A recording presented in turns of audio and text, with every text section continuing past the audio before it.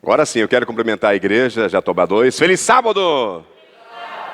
E cumprimentar você que está em casa, que vai assistir esse vídeo na fanpage da Rádio WF no Facebook e no YouTube, no canal Falando de Cristo na Estrada. Já quero convidar vocês aí para se inscreverem no YouTube, né? Canal Falando de Cristo na Estrada, que é o trabalho que nós fazemos. E aí tem 3 playlists. Para vocês que estão aqui na igreja também, eu não quero convidar, vocês estão convocados. É a maneira fácil de pregar a palavra de Deus, né?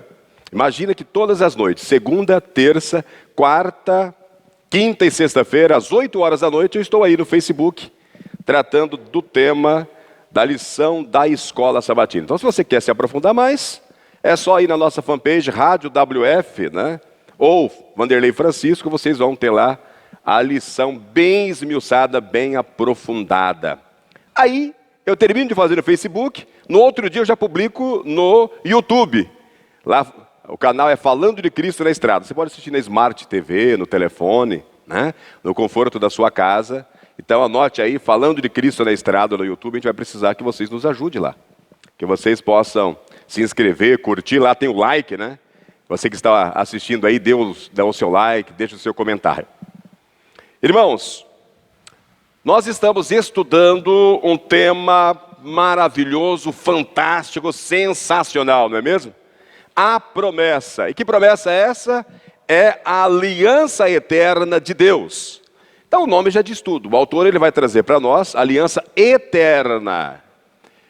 Antes de começar, antes de entrar aqui nesse sermão, você que acompanha através do Facebook e na fanpage já perceberam aí a posição da igreja adventista do sétimo dia não é uma posição unânime.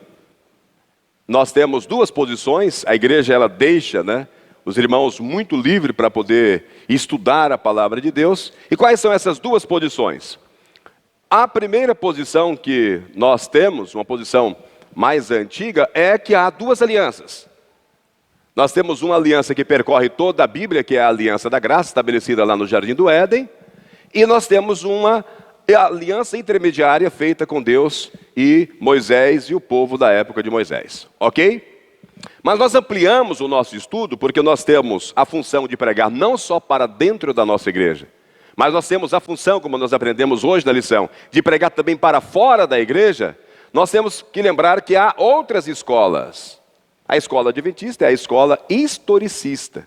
O autor ele defende a posição de uma única aliança, e é a posição que eu também defendo. Há uma única aliança, e que as outras alianças são desdobramentos, elas não se contradizem, elas conversam entre si, elas são desdobramentos uma da outra lição. Mas talvez eu esteja falando para alguém em casa que vem de uma outra escola, futurista ou preteristas, irmãos evangélicos, pentecostais, neopentecostais, que conhece a Bíblia de Scofield, ou que frequentam uma igreja que é dispensacionalista e que não sabe o que o dispensacionalismo prega. O dispensacionalismo ele prega, através das anotações de Scofield, que há 7 alianças e que elas são 7 tempos, né, diferentes. 7 dispensações. E eles dão muita ênfase à dispensação da lei e a dispensação da graça. Então eles entendem e pregam assim, que Moisés, lei, Jesus, graça, que de Moisés até Jesus, o que vigorou foi a dispensação da lei, e que a partir de Jesus, o que está em vigor é a dispensação da graça.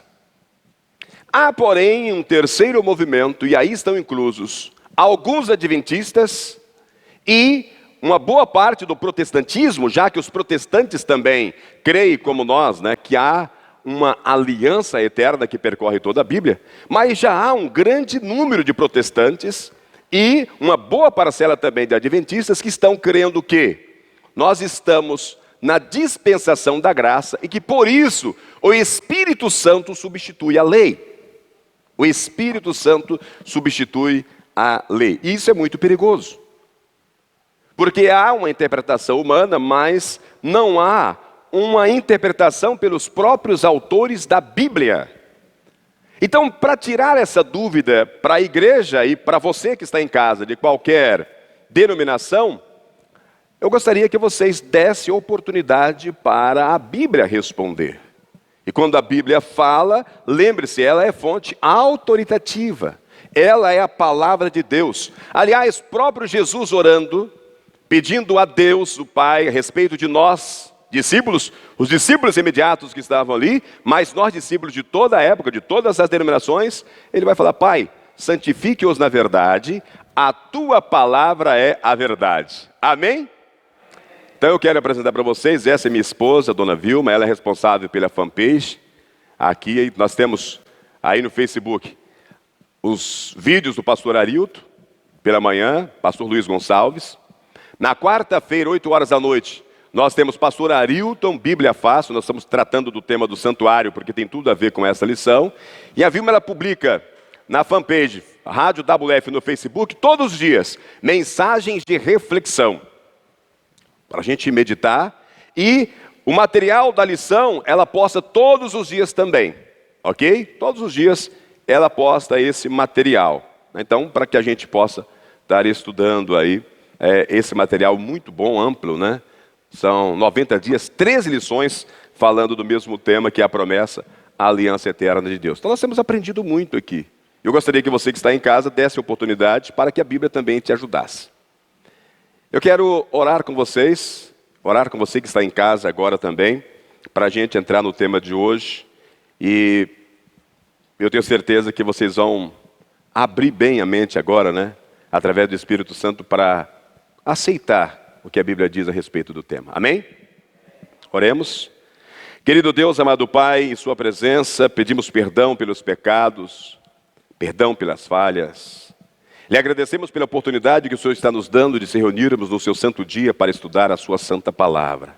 Seja com cada irmão, cada irmã em suas necessidades, seja ela qual for, porque o Senhor conhece todas. Nós colocamos os membros, as famílias dessa igreja, Jatobá 2, em tuas mãos, esse bairro, essa cidade.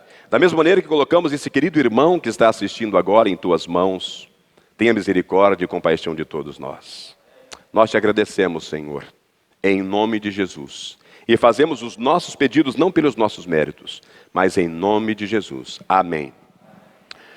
Quando nós, então, vamos entrar aqui nessa lição, para você que está acompanhando em casa, e um convite para a igreja, o que nós fizemos, então, para poder trazer esse estudo à tona? Nós convocamos não uma pessoa que viveu na nova aliança, ou seja, eu não convidei para trazer a mensagem ninguém do Novo Testamento. Os personagens do Novo Testamento, eles vão aparecer aqui como testemunhas dos personagens lá do Antigo Testamento. Por quê? Porque os personagens que eu convoquei para dar o seu testemunho, eles viveram sobre a antiga aliança, o que nós chamamos, né, do Velho Testamento. Quem eu convoquei? Primeiro a ser convocado foi Abraão, que nós estamos estudando de maneira muito maravilhosa. São 3 temas, vocês estão estudando Abraão nessa lição. E lá na introdução nós falamos também sobre Abraão, a aliança eterna de Deus. Só que hoje eu não vou falar de Abraão aqui nessa igreja Jatobá 2. Por quê? Porque eu já preguei sobre Abraão e vocês deveriam estar assistindo, porque vocês fazem parte da Nova Jerusalém, né? E eu preguei lá na Igreja Adventista do Sétimo Dia, do bairro São Cristóvão Central. E lá eu falei sobre Abraão. E a próxima vez que eu for pregar, vou pregar sobre Davi. Então, se eu já falei que eu convoquei para dar o testemunho Abraão e Davi, que viveram na aliança do Velho Testamento, quem é que está faltando aqui? O personagem Moisés.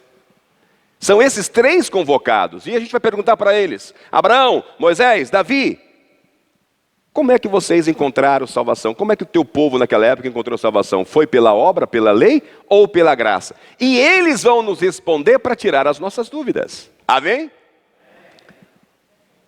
Bom, então eu quero começar com Gênesis capítulo 15, do verso 1 ao verso 6. Porque aqui, esta passagem, lá em Romanos, Paulo vai repetir.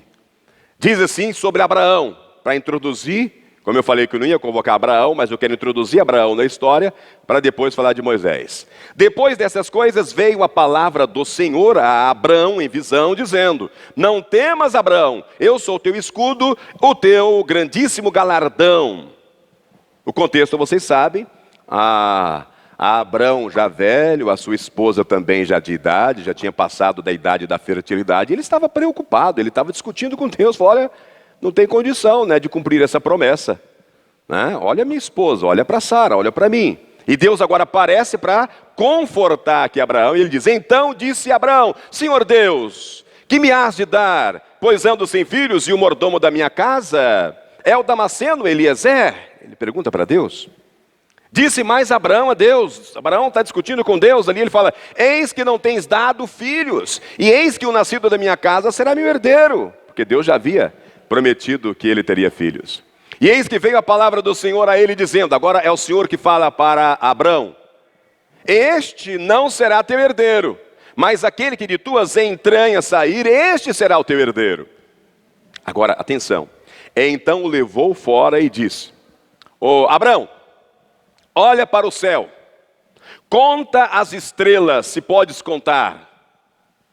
E disse-lhe, assim será a sua descendência. Numa das lições, nós estudamos aqui, e tinha um relato que a olho nu, numa noite bonita, a gente consegue contar até 5.000 estrelas.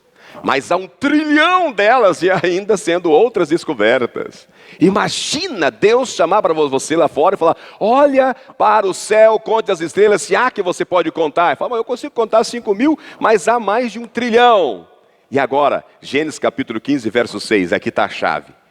E creu ele no Senhor, e imputou-lhe isso por justiça. Amém.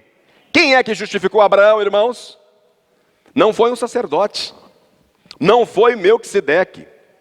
Quem justificou Abraão foi o próprio Deus. E esta é a garantia de salvação. Deus colocou Abraão num relacionamento correto com si mesmo. Agora, qual foi o resultado desse relacionamento? Abraão, ele creu na promessa do Senhor. Deus, ele fez uma promessa para nós, e podemos citar em várias partes, mas tem algumas muito conhecidas. Ele vai falar para nós, né? Olha, pode ficar tranquilo, não se turbe o vosso coração, credes em Deus, credes também em mim.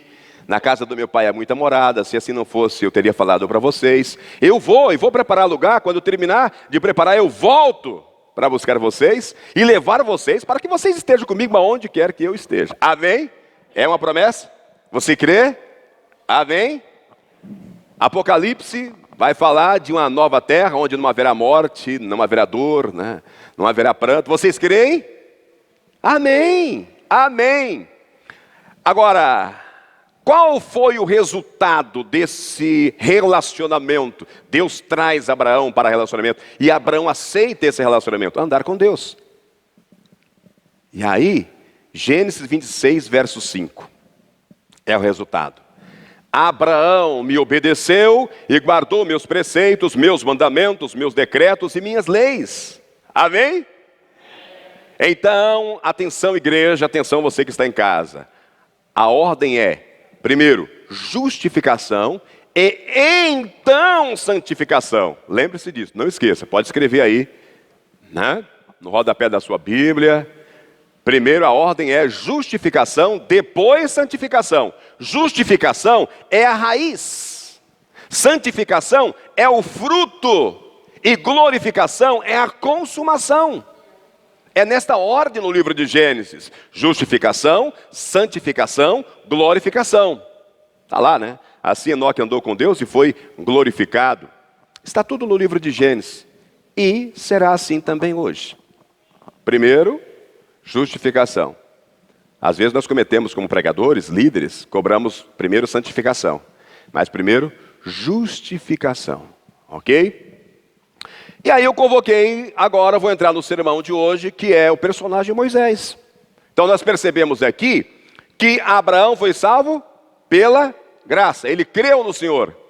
E Paulo ele vai escrever aos Romanos, depois se vocês quiserem, né, dar uma olhada na carta de Paulo aos Romanos, ele vai estar falando justamente disso, né?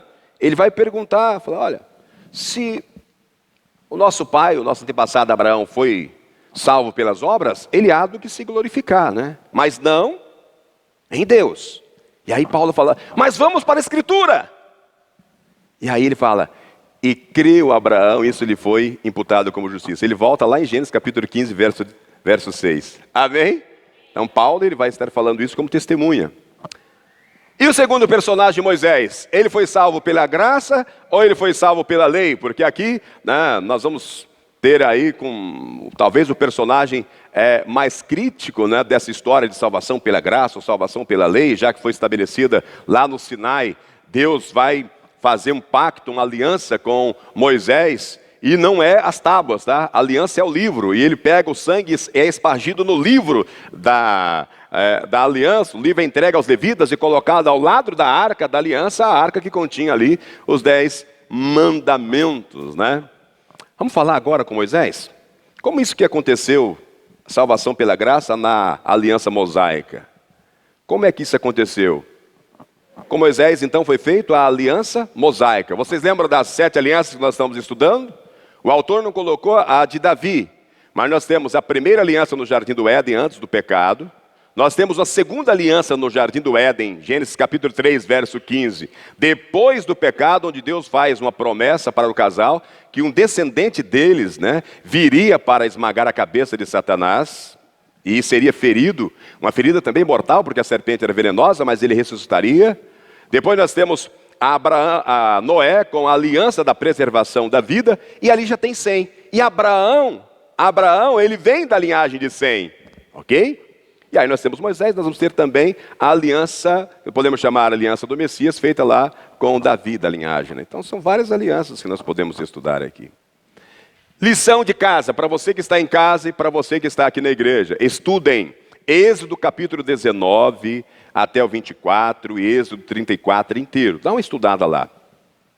Leiam também o livro de Levítico, especialmente o capítulo 4 e o capítulo 16 de Levítico, para você entender sobre essa aliança mosaica. A aliança com Moisés.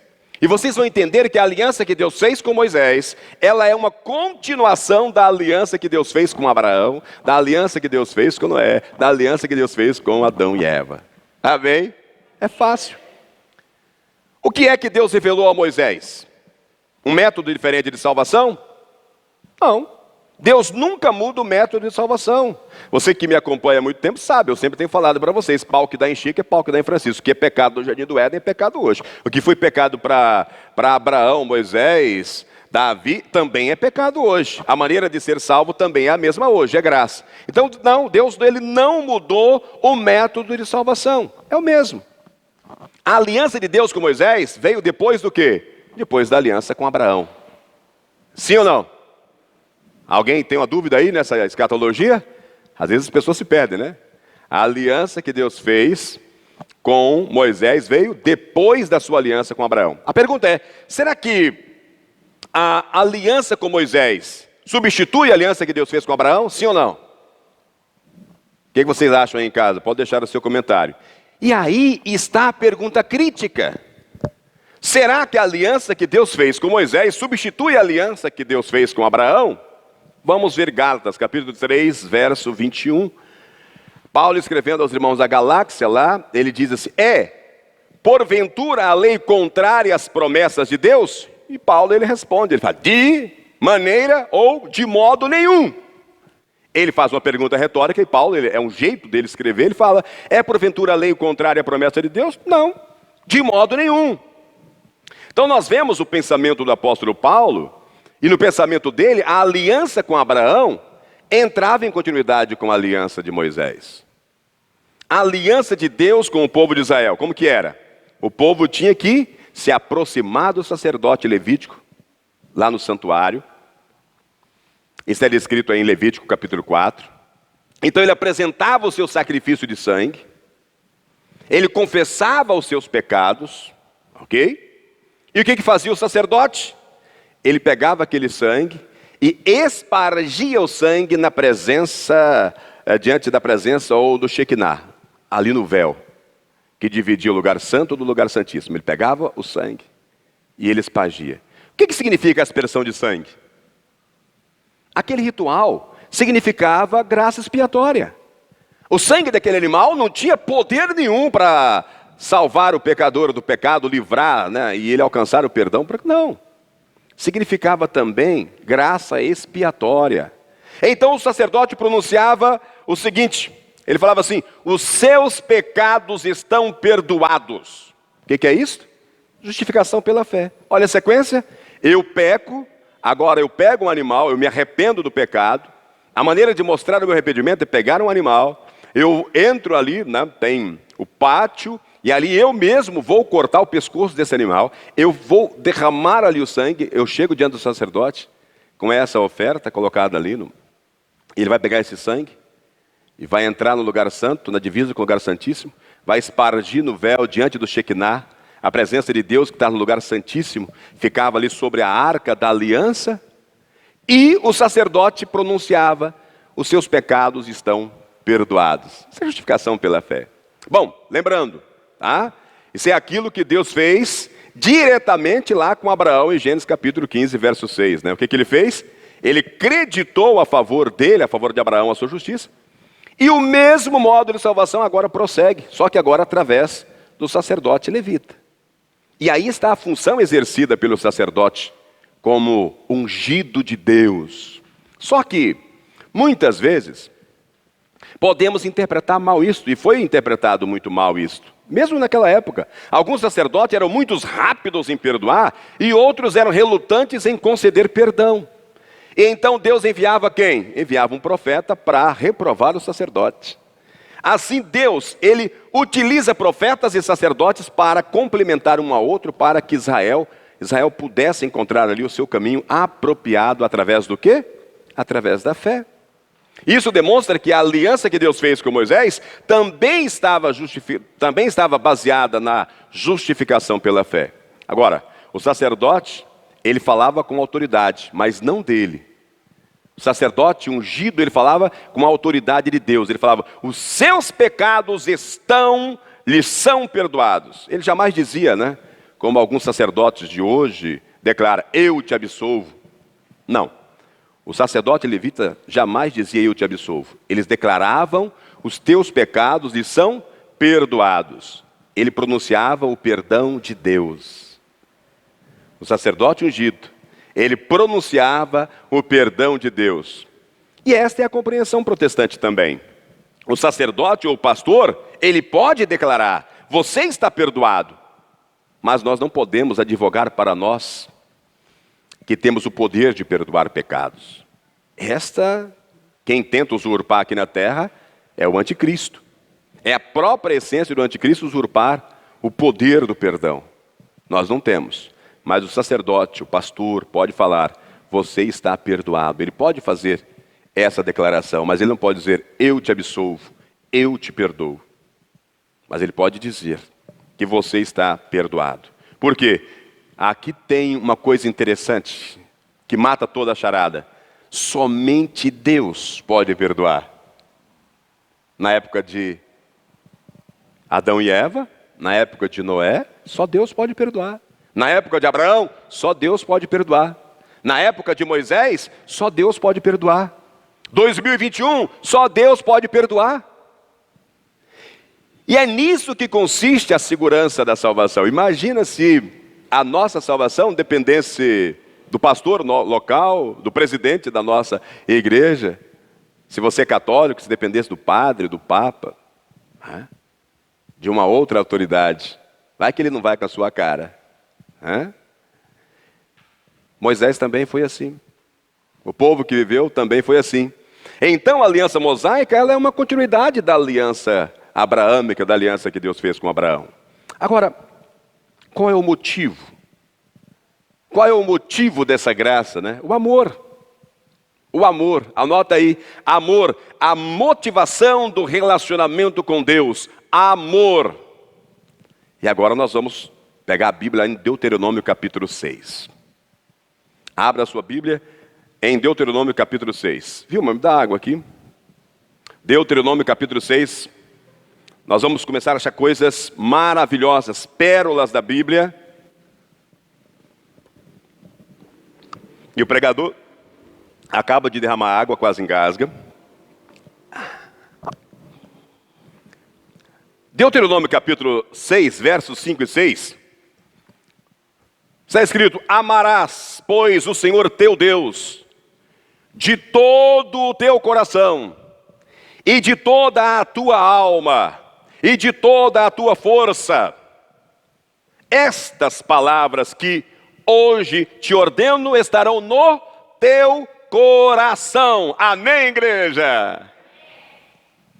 Eu vou repetir, que isso é lindo, né? Amarás, pois, o Senhor teu Deus de todo o teu coração e de toda a tua alma, de toda a tua força. Essas palavras que hoje te ordeno estarão no teu coração. Onde estou lendo? Deuteronômio capítulo 5, versos 5 e 6. Amém. Aí nós encontramos que a obediência nunca foi meritória para a salvação. Qual é a motivação apresentada nesse texto? Amarás, amor.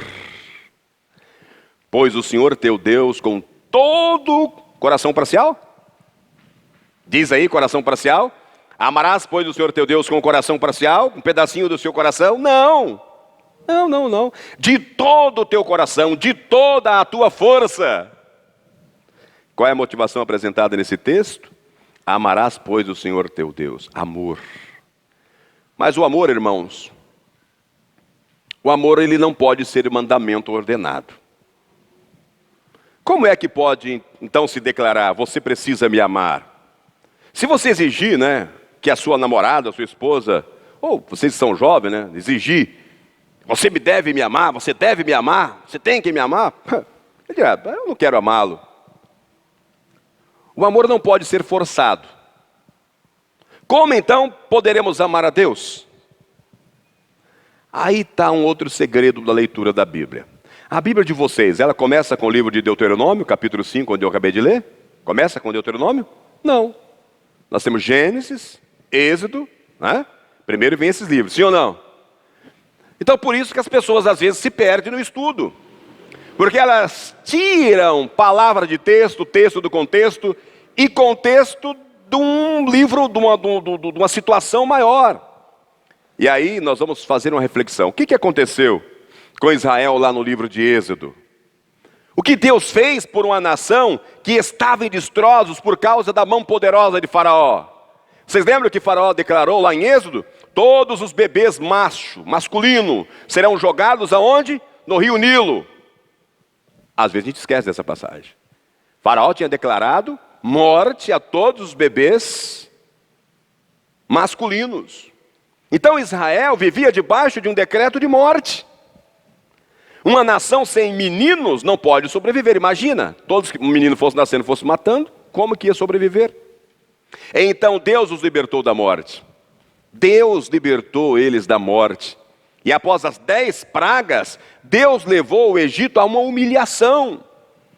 Mas quando eles foram perseguidos pelo exército de Faraó, o que aconteceu? Esse exército foi submergido no Mar Vermelho. Está lá em Êxodo capítulo 14. Êxodo capítulo 14. Agora, tendo sido remido de maneira tão extraordinária, qual seria a reação normal de um povo? Aí eu fico olhando para mim, quem eu era, o caminho que eu estava. Esse dia perguntando, né? Viu-me eu conversando. Qual seria a minha situação se eu permanecesse no mundo do jeito que eu vivia? Qual seria a reação normal de um povo? O que Deus esperava deles após a libertação. Quando você vai para Êxodo, irmãos, abra, não é para ler, mas só abra aí, só para você dar uma olhadinha. Êxodo capítulo 15. E decore, eu vou ter que decorar isso daqui. E se você não decorar, você vai estar com um sério problema. Você em casa também deve decorar Êxodo capítulo 15. Do que se trata Êxodo capítulo 15? O cântico de Moisés, amém. Êxodo 15 devia ser memorizado, porque nós iremos cantar esse cântico no céu. E é claro, cantaremos também o cântico do Cordeiro. Mas vamos cantar em harmonia com os hinos hebreus. Eles vão cantar o baixo, nós vamos cantar aí, quem sabe, o tenor. E vamos cantar em harmonia sinfônica o cântico de Moisés e o cântico do Cordeiro. Cântico de Moisés. Eles cantaram o cântico de Moisés lá em Êxodo capítulo 15. Agora, será que um substitui o outro? Será que o cântico de Moisés substitui o cântico do Cordeiro? Não.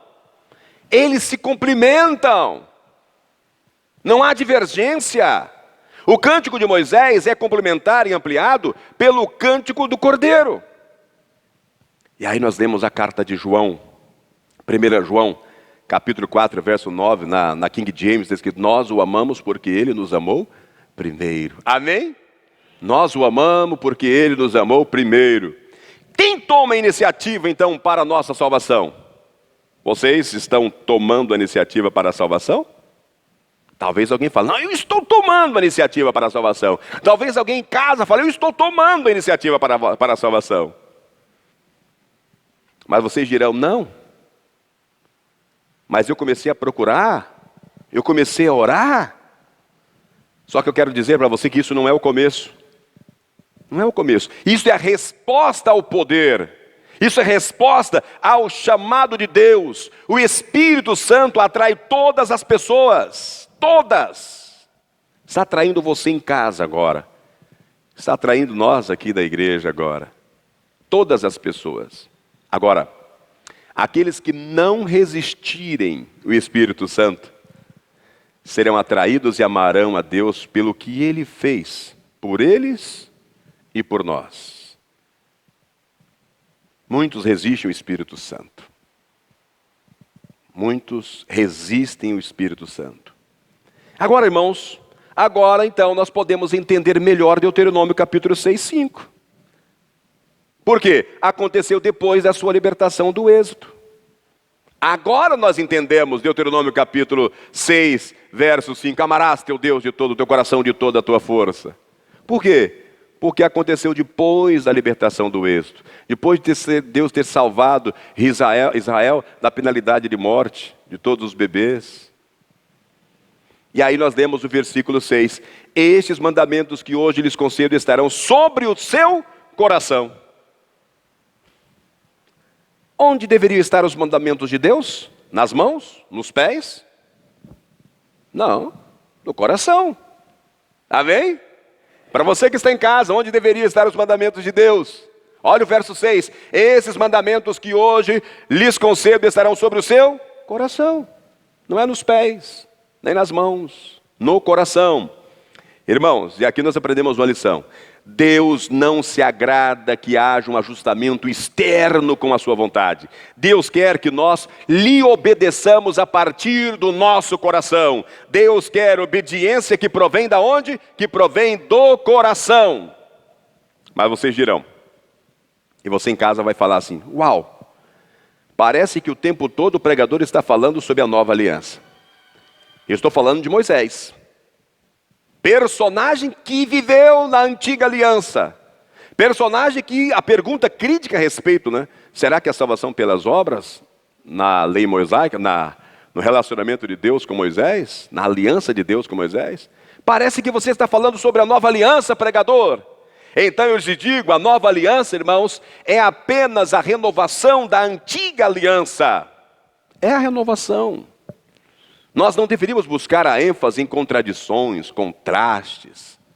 Claro que há um desenvolvimento, né? Há um avanço. Um fio que corta toda a história vai tendo um desenvolvimento, vai tendo um avanço. Nós encontramos em Cristo a promessa e a lei concretizada. Amém? Jesus não substitui a lei dos 10 mandamentos. Ele não veio para substituir a lei. Ele incorporou os 10 mandamentos. E aí, João capítulo 15, verso 10, ele vai dizer: eu tenho obedecido a todos os mandamentos de meu Pai. Amém? Estou falando para alguém aqui que é melhor do que Jesus? Acho que não. E ele vai dizer em João 15, 10, eu tenho obedecido a todos os mandamentos do meu Pai. Então quando pessoas dizem, eu fico com Cristo, você fica com Moisés e a lei? Nós já podemos perceber que estamos tratando ali com dispensacionalismo. Alguém que aprendeu de maneira, desculpe eu falar, mas que aprendeu de maneira equivocada com Scofield. Volta para a Bíblia, volta para a palavra de Deus. Veja o que Moisés está falando aqui. Vocês percebem o sintoma da doença e também o diagnóstico aqui. Qual o remédio? Jesus incorporou a lei em si mesmo. Por que você guarda o sábado do 7º dia? Alguns dizem, né? Está aqui em Êxodo capítulo 20. Nós não devemos fazer isso. Você pode dizer, porque Jesus é o meu exemplo. Jesus guardou o sábado, Ele incorporou a lei em si mesmo. Jesus, Ele é o meu exemplo. Jesus guardou o sábado. Ele apenas rejeitou o quê? O alacote. Ou seja, alacote é aquelas regulamentações rabínicas, as instruções orais rabínicas. Foi isso que ele rejeitou a respeito do sábado. Mas o meu exemplo é Jesus. E ele guardou o sábado. E eu quero guardar como ele guardou. Não como os judeus, os rabínicos, né? Os fariseus da sua época. Finalizando então, irmãos, aceitar Jesus é reconhecer que somos fracos e pecadores e que precisamos de um Salvador. Muitas pessoas acham que não precisam de um Salvador. Eu tenho repetido isso, de pregar para jovens é muito difícil na nossa época, mas às vezes nós estamos usando o jovem como bode expiatório. Mas nós adultos também temos que refletir. Se eu perguntar para vocês aqui na igreja, você quer ser salvo? Sim, eu quero ser salvo. Se eu perguntar para você que está em casa, você quer ser salvo? Sim, eu quero ser salvo. Aí eu pergunto, do que é que você quer ser salvo? Ok? Quando eu cito jovens, né? Porque eu convivo muito com jovens, porque eu tenho filhos jovens. Nós temos os nossos dias atuais, alguns prazeres. Entre eles você pega, né? Não é difícil de você ir longe, a internet, por exemplo, e você percebe a exposição e a comemoração do pecado. E um jovem chega para outro e fala, rapaz, eu tenho 4 namoradas, eu estou ficando com elas, eu estou tendo relacionamento sexual com 3 namoradas, uau, eu sou o cara. Ó, dinheiro no bolso, hoje eu vou para uma conveniência, e eu vou tomar lá umas vodka, vou encher a carinha de cerveja, vou fumar um narguile, e depois vou pegar aquela garota e a gente vai sair, uau, eu sou o cara, ele comemora o pecado. E a gente chega para esse jovem e fala, e aí, você quer ser salvo? Sim, eu quero. Então Deus agora, Ele vai trabalhar na sua vida, Ele vai tirar essas moças da sua vida. Você não vai ter mais relacionamento sexual com essas meninas. Ele vai tirar essa vodka, essa bebedice sua. Oh, como é isso, pastor? Como que é isso? Deus vai tirar você do pecado. E aí as pessoas não querem sair do pecado. Ela quer ser salva no pecado. Não há salvação no pecado. Você é salvo do pecado. E muitos acham que pode sair por conta própria. Ele não precisa de um Salvador. Eu preciso de um Salvador. Eu preciso de Jesus, do Espírito Santo. Quando aceitamos o sacrifício de Jesus, a nossa história muda. Já não somos mais condenados a uma eternidade sem Deus, mas somos chamados de seus filhos. E vamos viver para sempre no céu. Amém? Quem aceita Jesus se sujeita aos seus mandamentos, irmãos. Lembra que Abraão, primeiro ele creu no capítulo 15, verso 6, e no capítulo 26, Abraão passa a obedecer, a dar. Quem aceita Jesus, ele se sujeita aos mandamentos e escolhe viver uma vida de obediência. O ser humano só é verdadeiramente feliz quando recebe o amor de Deus através de Jesus Cristo. Amém? João capítulo 1, verso 12, ele diz, contudo, aos que o receberam, aos que creram em seu nome, Deus lhe deu o direito de se tornarem filhos de Deus. Glória a Deus. Filhos de Deus. Filho do Rei, filho do Criador, filho do Salvador. Quer algo maior do que isso? João 3,16, ele diz, porque Deus tanto amou o mundo que deu o seu Filho unigênito para que todo aquele que nele crê não pereça, mas tenha a vida eterna. Amém. E eu termino com Atos dos Apóstolos, capítulo 4, verso 12.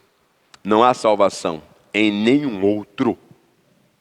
Então, desde Gênesis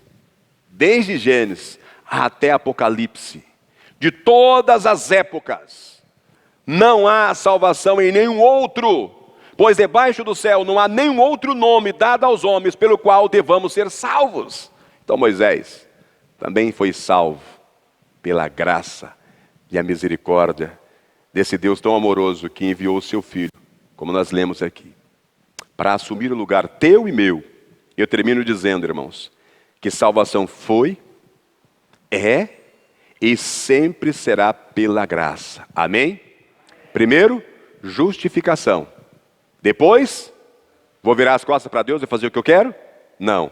Depois, santificação, onde estará a obediência de Deus com a ajuda do Espírito Santo. E lá no final, glorificação. Pense nisso. Um forte abraço e que Deus abençoe a todos. Amém.